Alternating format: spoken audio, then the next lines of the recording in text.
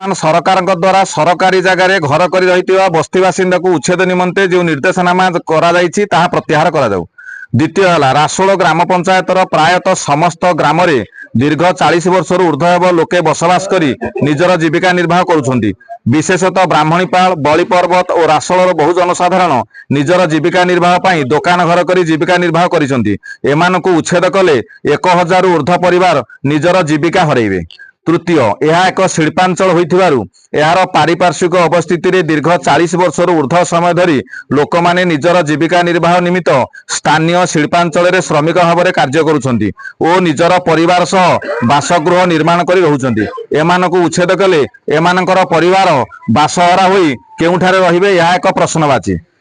चतुर्थ है रासोल ग्राम पंचायतर शतकड़ा 90 भाग लोक अनुसूचित जाति वर्गर होइथिबारु प्रायतः सेमाने विशेष भाव में यह द्वारा प्रभावित हेबे।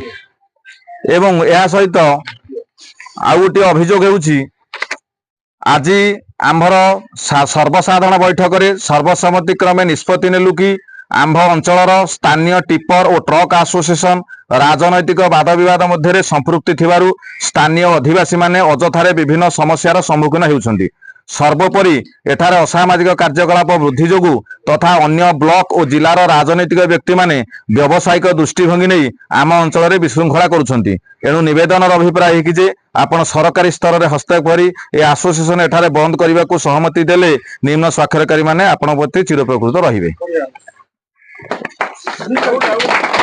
एवं आउ एक तृतीय अभियोग रही एतद्वारा आपण उभय पक्षों को अनुरोध करागला कि सांप्रतिक सरकारी घोषणानामा उच्छेद संबंधी होइथिबारु आपण माने एही सबु व्यक्तिगत आरोप प्रत्यारोप और अभियोग सरकारी स्तर रे करी सर्वसाधारण जीविका जीवन को प्रभावित करुछंती। आजिर साधारण बैठक रे आमे सर्वसम्मति निष्पत्ति नेलु कि आपण उभय पक्ष यथाशीघ्र सरकारी स्तर रु आपणकर अभियोग प्रत्याहार करंतु। जदि यह न हुए तले आगामी दिन रे यह एक जन आंदोलन रूप नेबो। निवेदन अभिप्राय 8 दिन भितर आपण माने आपणकर अभियोग प्रत्याहार करंतु।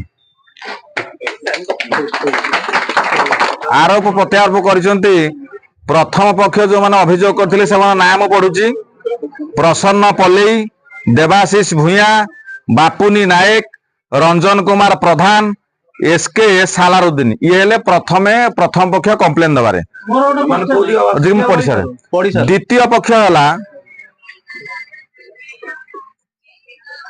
सुशांत पल्लई, केदारनाथ जेना, अमर जेना, विजय महांती, करुणाकर जेना बोधे ठीक से पढ़ाऊनी एति द्वितीय पक्ष। किंतु बड़ कथा जो प्रथम पक्ष द्वितीय पक्ष प्रथम पक्षकर घर आम रासोल पंचायत रे नुहे तेणु आम बर्तमान कौन करवा द्वितीय पक्षर भी रासोल पंचायत नुह बाहर लोक मैंने एठी कंप्लेन करके डिस्टर्बांस टा करछंती।